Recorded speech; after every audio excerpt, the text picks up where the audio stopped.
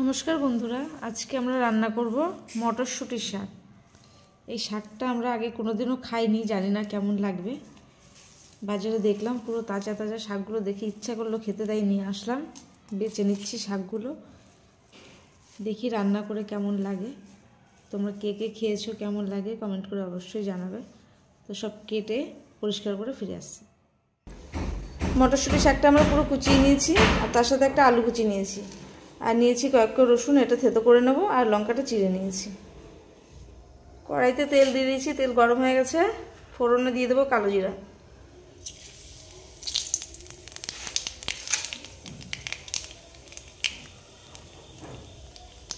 কাঁচা লঙ্কা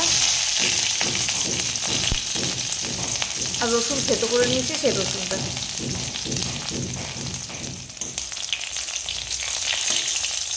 ফোড়নটা একটু ভাজা ভাজা হয়ে গেছে, এখন আলুগুলো কুচিয়ে রেখেছিলাম, সেই আলুগুলো দিয়ে দেবো।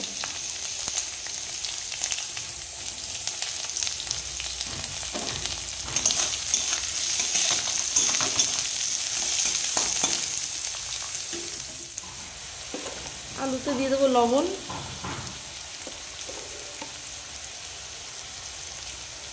আর হলুদ,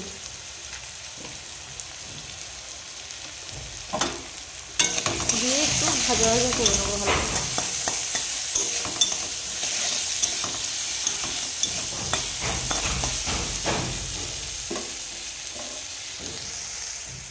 আলুটা একটু ভাজা ভাজা হয়ে গেছে, এখন শাকগুলো দিয়ে দেবো।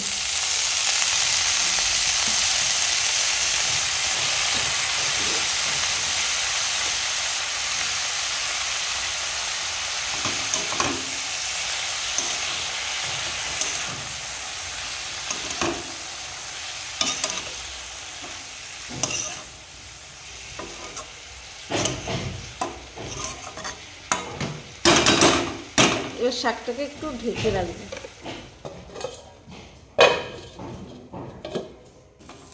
শাকটা সিদ্ধ হয়ে গেছে, একটু ঘেটে নামিয়ে নেব।